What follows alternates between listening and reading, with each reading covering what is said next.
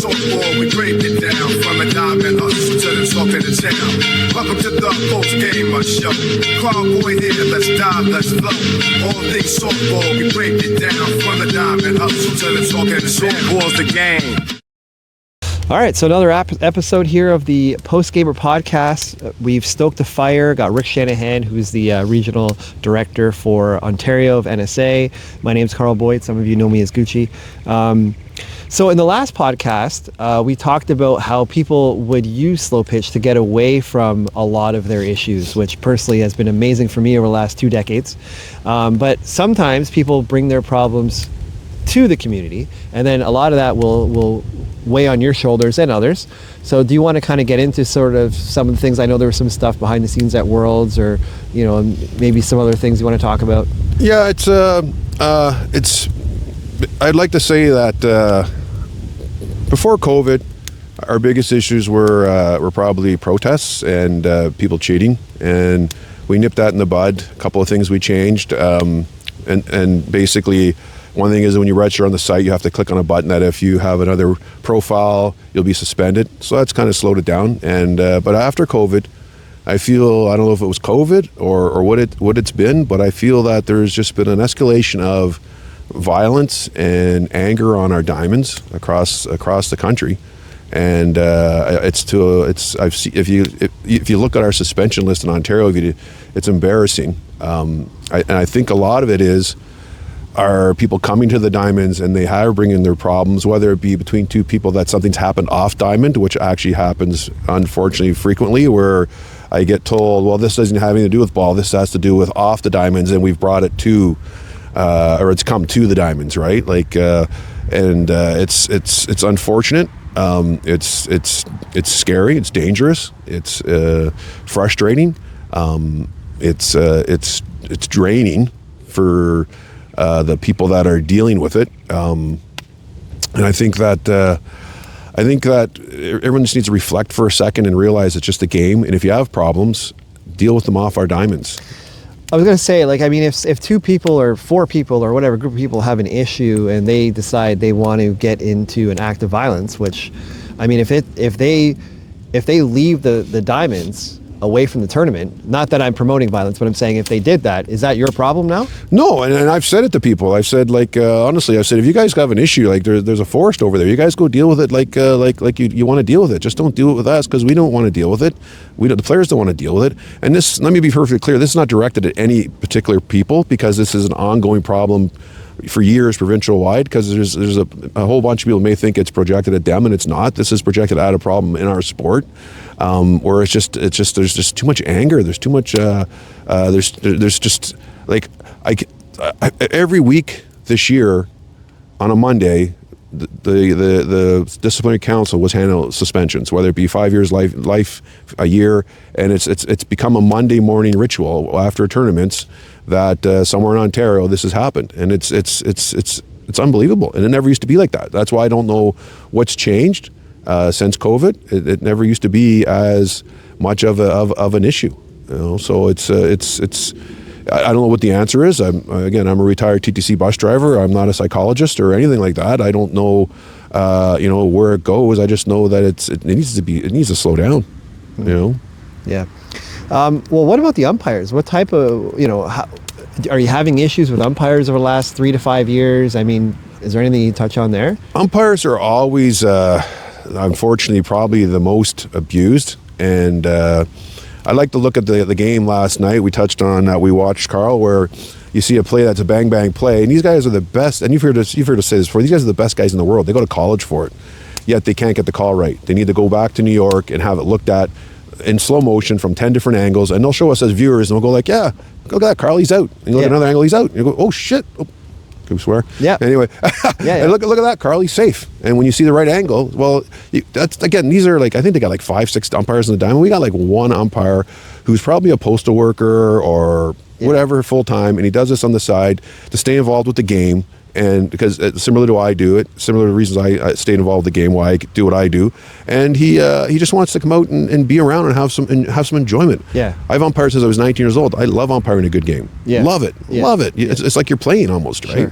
Sure. So yeah, when the guy gets the call wrong, just take Respect it. the call. Yeah, respect the call, which is something I know you're discussing about the initiative you're looking at doing, and.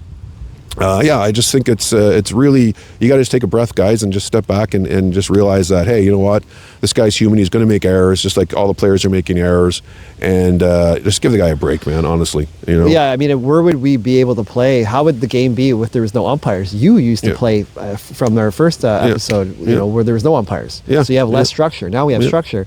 Have you lost umpires? Absolutely. I can go on and on. There was a really good ball player, used to play men's A, and his first time umpiring in Scarborough and at East Point, he was physically threatened. He'd basically say, "I'll never umpire again, Rick." And that was his first game, and he would have been a really good umpire. And it's what everybody wants. He was a younger guy, just finishing up his ball years, probably mid-40s, great shape still though, could run out there, could do everything we want an umpire to do, and he's done. Because bad experience. Yeah, just I'm not going to do this again. It's a bad experience. I felt threatened. I felt endangered, and like we've had people spit on umpires. Like we've had people strike umpires. It's beyond belief. Again, the guy's doing his best. He's not. It's nothing personal. He's not trying to screw you over or your team over. He's doing what he can do, the best he can do by himself. And stepping back to the situation I was talking about earlier about the violence in our sport, I think it's a lot of times too. I get so tired of hearing it. Well, the umpire should have taken more control. The umpire should have done a better job. The convener should have done this. Like the umpires are making between $30 and $40 a game. They're not policemen. They're umpires. They're instructed, guys, that if something goes wrong, to step back and take numbers. Do not get involved. Do not jump in there. Do not put yourself at personal risk. Yeah. I guess moving over to the player side of things. You're like a walking complaint department. You get all the complaints. Not that you're a complainer, but you get all the people maybe I said that wrong. Yeah. You get all the complaints. Yeah, absolutely. So from the players, what do players complain about the most? Whether it's rules or balls or this or that, like what do you hear the most of? I think the biggest complaint is that either he wasn't controlling the game properly, or they feel that he's not getting out from behind the plate. Which in a lot of cases, some of the older guys, unfortunately, they can't. It's not that they don't want to get out there, they can't. I'm 60 years old, as I said. When I was starting with NSA, when they came, they had difficulty recruiting umpires. I umpired tons. And I prided myself on doing a game and having after the game, good game, Shanny, good game, Shanny. Yeah. And I remember doing a game in men's C in provincials, and it was a final, and we were short guys, did it myself. And the guy said, "You're as good as two anyway." You know how good that feels as an umpire? It makes you feel great. Yeah. But I could. Now that I'm 60, Carl, can I get out the second base like I used to? No. No. You know, so, exactly. Well, and I know from playing out west this year and a couple of times, over the years now, last 10 years, there's a much better level of respect out west than there is here. Yep. Like just whether it's from letting the ladies and co-ed lead, when you go and shake hands and ladies first, that almost is irrelevant here. It doesn't happen. Oh, they were doing it out there when you're out there? Yeah, that's amazing. That's the standard. That's Rick. amazing. Like I haven't been out in years now. I haven't been out there in years. I look like a complete idiot going out there. The game's done. I'm taking my batting gloves off or whatever, and I just get in line, and they're like looking at me like, "Carl, what are you doing?" And it's like ladies first. I was like, oh yeah, shaking the ump's hand after. Most players go and shake the hand of the umpire and say good game. You know what I mean? Just to show appreciation. Mm-hmm. And I have noticed. Small sample size, obviously. I only played 2 or 3 tournaments out there this year, but just people are less aggressive with umpires. They're not right at the umpire's throat. Like I think I've only been kicked out of a game twice in 23 years. I wish it was 0, but I talk to the umpires a lot. And there's a way that you can do it where they kind of know you're getting your point across, but you're having fun with it. It's still a game. You're acknowledging it's still a game. I'm still here to have fun, but hey, you know. Moving gears now, switching gears, I should say. How many hours do you think that you put into slow pitch over the years per week, if you were to average it out? It would depend on the year. There was a time when, again, NSA was young in Ontario, and I was doing the shipping out of my garage at Scarborough for them as well. So I would do the shipping before I went to work, go to work my full-time job, come back, and then work. Countless hours. And again, it's a passion, it's a love for the game. It's something that it's just in you, which again, I think you have some of it in you. I see it in you, some of the stuff you've been doing. I think you'll grow into it as you grow older, like I did, especially after you stop playing. but countless hours. There's no, your family, even at times, it's like, I still get it with Angie, where even with us being retired, where I'm just stuck on a computer, literally, like, especially in the summer, like I'm on a computer like all day, just dealing with things and dealing with different situations across Ontario. And my wife's a saint. She's patient. She's understanding. Not everybody's wife would be like that. Even my kids sometimes, they're all grown up, but they have families. They get it. Like, they understand. Sometimes, dad's got this, dad's got that, right? And so I would say countless. I think it's sometimes you may feel like it's a thankless thing, but every so often after a tournament, Carl, or a league or whatever, someone will come up to you and they'll say, as much as someone bitches at you all weekend, or people bitch you all weekend, one person will walk up to you and say, "Thanks, Rick, for the weekend, man. We had a great time. This was so well run." And that just, like, there's Makes no, it all worth it. Yeah, there's no price on it you can put on that. It, like you're talking with the umpires. Thank the umpire after the game, guys. Say, "Hey, umpy, thanks, ump." Like, just those little things, man. It just goes so far. For me, anyway. Brendan DeHaan, who I run the Sizzler with, like, we get it all the time too. Like, guys, thanks again. I needed this, guys. This is my escape. Thank you so much. And I'll touch a bit on the Sizzler. It's another thing where it's do I have time for this, guys? You want to discuss it? Yeah. The Sizzler is a love of mine. I met Brendan DeHaan, I don't know, it's got to be 14 years ago. And he was this nerdy younger guy, and he wanted to run a point series out of Oshawa, him and his buddies. And I said, great, I think it's a great idea. And NSA supported them, helped them sponsor it. And after, I think, year one, it didn't work out for them as much. There was a lot of internal issues between the group. And Brendan came to me and said, Rick, would you consider doing this with me? And I looked at his format, I looked at everything he'd done, or he was doing, and I thought, this is really cool. And this goes back to the passion for the sport. I get emotional when I stand on the hill at Lakefront, and it's the night games, the lights are all on, and the diamonds are all going, even if not all of them are going, even if only 4 are going or 6 are going, because that's when I played, and dating back 30 years, that's how it was there. There were so many teams who played under the lights. And so for me, it's brings back a lot of great memories for me, and I'm happy to be able to do that for other people now with those great memories. And there's you can't put a price on that. It just feels amazing. What's Worlds like behind the scenes, putting together that big tournament? World is a complete nightmare. Put it bluntly. You've got 32 diamonds going for 4 days straight across Ontario. One of my favorite sayings, what can go wrong, Carl? Pretty much everything in it does. For the most part, players will see that Worlds is running smoothly, but behind the scenes, we're losing our minds trying to deal with everything that's going on, weather being the worst one. I'm glad you touched on it. Worlds is, in my opinion, I'm biased, but everyone I talk to, they say the same thing, is the best tournament in Canada. There's nothing else compared to it. We fly umpires in from all over the country because we want the best for you guys and girls. They come free from BC all the way out to from as far as Quebec, Newfoundland, so coast to coast. It's quite an expense for us to do it. Do we have to do it? We need more umpires probably, but we could get away without them. But no, it comes back to Terry Sibic, who is the president of NSA, and what he's prepared to do to put on the best events in Canada and make it second to none. He obviously we do bat testing there, which is another exciting thing that's going to happen coming up next year. At Provincials, a lot last year, I was approached by a lot of friends and players saying, why aren't we bat testing at Provincials? I said, it's actually a numbers thing. We don't have the staff to do it. You have to get people, like in Hamilton, there's only so many people that are at NSA there. We have to bring people in for everything, for bat testing, for umpiring, for basically bartending, everything. Like everything that you see there is staff that's brought in. And we have to room all those people. Our bill for Worlds for hotels is like $10,000, folks. So when you sit there and you start talking about what it cost, I still think slo-pitch is the cheapest form of entertainment in recreational sport compared to golfing. Going to a movie, Carl. Take your kid to a movie, Carl. Like all these things you do, like it's bowling, anything. It's expensive. I still think ball is a reasonable cost.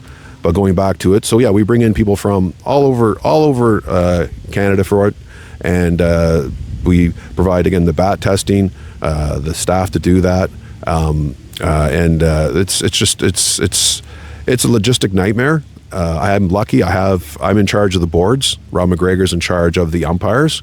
Terry Civic's in charge of all the bars. We each have our thing that we do. I am blessed. We fly in Al Sway from BC to help me do the boards. He's the best in the boards we have.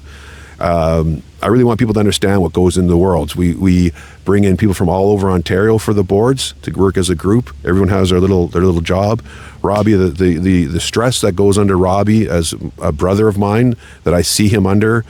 This year I saw him actually twitching, which was upsetting to me because we were so tired and so stressed. When he was talking, he was twitching his mouth, and it's again we choose to do it, so we can't say we don't choose to do it.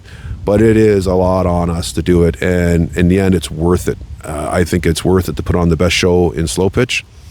We were just in a meeting in Quebec recently, and the Quebec teams, obviously, as everyone knows, loves the event. They rave about it again being the best tournament in Canada, and so yeah, it's logistic. It's 4 days of very little sleep and heavy-duty stress, and even Rick Shanahan gets anxiety. People talk about their anxieties. Coming up to Worlds, I will get anxiety probably going into 3 to 2 days, looking at the weather report, seeing if I'm going to have to deal with that, which we've had it happen, where we've had to shut all 32 diamonds down. And it's one of my favorite things. What are we doing, Shani? I don't know, guys. What are we doing? Right now, we're waiting for the rain to stop, right? Yeah. So yeah, it's definitely stressful. Again, going back to the future, who does Worlds in 10 years? I'm 60 years old. That was one of my last questions. Not exactly that, but like who takes over when you guys walk away. Like, I think this is a really unique piece of content that maybe a handful of people need to listen, like people that are passionate like me about slow pitch and maybe see it as something they want to do when they're not playing, because these human capital, right? Like you're a big part of the human capital. And when that leaves, at some point when you say, you know what, I just need to go off to the sunset and spend more time with my family or whatever, who's going to do these things? Who's going to take on that stress? Absolutely. It's important. Absolutely. So, something for people to think about, right? If you want to see slow pitch continue on and evolve, then it's going to have to be taken over by other people. So, Rick, you have a special announcement, something that, some people have been asking for, and I'll hand it over to you and take it over. So in my meetings with head office this October, one thing I brought up was there was a hierarchy in NSA. I'm pretty close to the top. I'm number 2. I run Ontario, but there's a hierarchy which I've been told I'm number 2, whichever, doesn't matter. There's like literally like 5 people that are up there, and Darlene Bowman, obviously, who's if going back to World Story. I just got to step on this, guys, for a second. Who's amazing. She does all the permitting. The hours that she puts in is just insane. The work she does for it is just insane. She's always the last to leave, guys. Like she's the hours that woman puts in for you all to have that great tournament. If you ever see her, thank her. Obviously Kevin with the rankings, Leanne with the rosters, the guys on the boards. But no, stepping back to my announcement at provincials this year, I was approached by a lot of players and friends, and they were asking what time is bat testing, Shani? And I said, we don't do it in the provincials. And they said, why not? And I said, it's basically staffing. I said, it's we got to bring extra staff for it. We got to basically make time for it, set aside time for it. And anyway, after talking to head office over the fall, I'm excited to announce that there will be bat testing at provincials and NSA Ontario next year. We're the only people to do it, only ball people to do it. I think it's an important part of it. I hate it when I played that people would use cheater bats, and we knew they were cheater bats, and there was nothing we could do about it. And so looking forward to next year, guys, it's going to be another exciting, amazing provincials, and your bats will all be tested. Yeah, that's pretty cool. I think that's great. I was at a ball diamond for one particular issue, but I don't think that'll be an issue next year. So awesome. Now, my next question is going to probably take some time for you to answer. It's around player rankings, the who, the how. So, player rankings obviously are very important. One of the biggest issues we deal with is new players. People that come out of college, university, and they've played college, university ball, and they'll rank themselves as rec.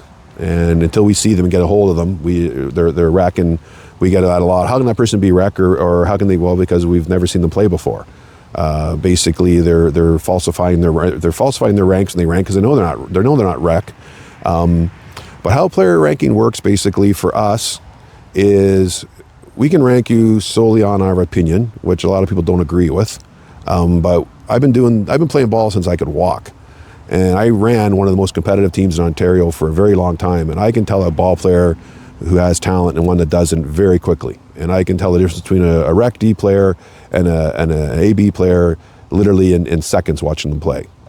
Just how they pick up a ground ball, how they swing their bat, how they throw, everything, how they've been taught. So with us, with rankings, everybody wants to be Rec, pretty much. I get it all the time. I can't walk through an event without people walking to me saying, "Shannon, can you drop me to Rec? Can you drop me to Rec?" To me, Rec is the one division that needs to be protected the most. It's the weakest division. The toughest drop you'll get from NSA is D to Rec. We deal with it all the time. We don't consider D a high level. To me, to get down to Rec again, it needs to be age or injury, severe injury. I said for years, until I played 50 plus this year, I'm 6 years old, I still don't think I'm a Rec player. But after I played that 50 plus tournament, I kind of think I am. It was pretty bad. But in my mind, I'm still a Rec player. I still think I can play the game. But so how the rankings work basically is you get moved up basically by playing a level or being bumped. Now, once you're bumped and you become that level and you've actually earned your bump, we call it, it's harder to get down to a lower level than if you've bumped yourself and decided to go play higher. We've just dealt with this actually literally like this week with a team that I'm not going to mention their name, but they went and tried Super Series in C and they did not compete. And they also went to provincials and tried C and did not compete. They did not earn their bump. They bumped themselves. So that whole roster is being moved back down to D because they've shown that they are not a C team. Now, if your team actually was bumped, now that's a different scenario. Depending if you're a borderline bump team, which is like depending on how high we're bumping, it could be a fourth, fifth, or a third, or a team that won. If you're a team that won, your team's going to have, or your player is going to have a much harder time getting down over the next couple of years than a team that was a borderline bump team. So rankings is a continual challenge. People generally like to try, let me rephrase that. Some people like to try and play down. A lot of times it's not even the fact that they want to play down, they just want to play. Because the higher you go, the more difficult it is to play. Because you can no longer play local tournaments. SPFA, which is runs a huge tournament series, one of the biggest ones in Ontario now, annually. They generally have DE, and again, Sizzler, we run a lot of DE, and people want to play, and I get it. However, if you've earned that bump and you've been bumped up to that, you're going to keep that bump for a while. You can apply. It's $12 to apply for a ranking drop. It's not a cash grab, folks. If it was, we would have made it more. The reason we created that was, and it was my idea, I can be the bad guy here if you want, is because I was getting literally people, or we were getting literally people applying for rank drops every 2 weeks, constantly. No. 2 weeks later, same person. No. So we needed to come up with something that was going to slow them down from doing that. And even though it's not a lot of money, $12.50 I think it is, it's a deterrent enough that someone's not going to go through the aggravation of EMTing it and doing it, right? So it stopped that problem. The biggest problem again now we dealt with now again our for me now is the new players coming in. We've got a handle on people playing down at our major events because again we've had one legit protest that I can think of, say, over the last 5 years that was a legit protest. That was protest that the player was found to be cheating and suspended and the team was actually kicked out. So going back to pre-COVID, Carl, we're talking about the anxieties.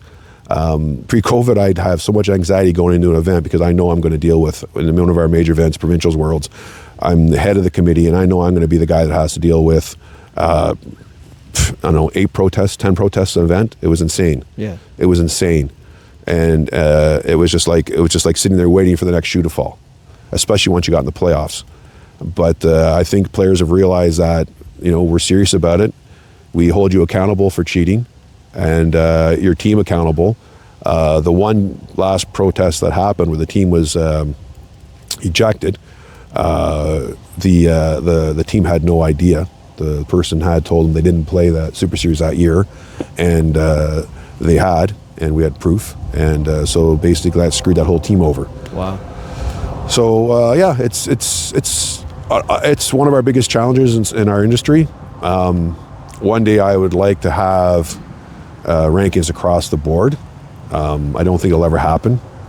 I do think we have our own rankings under control now that we're so big. There was a time when we didn't, and I think that again, I think we've come a long way in it. Where I'm no longer having anxiety before Worlds or Provincials about dealing with 8 to 10 protests. So. Well, I want to say thank you very much for coming. I do have probably about 4 or 5 other questions, but we'll save that for one last segment. But I think this is really important for players to listen to and gain some insights to what it's like behind the scenes and maybe grow an appreciation. I would like to give you your flowers because you created a lot. You and others, not just you, but Darlene's a big person, of course, Terry, to say thank you. Because you've helped create a lot of memories for myself and given me a community that has really probably kept me out of trouble. So thank you very much, Rick. And that wraps up another episode of the Post Gamer podcast. I do have one more with about 5 questions. We're going to talk about growth, so you can tune in to the next episode.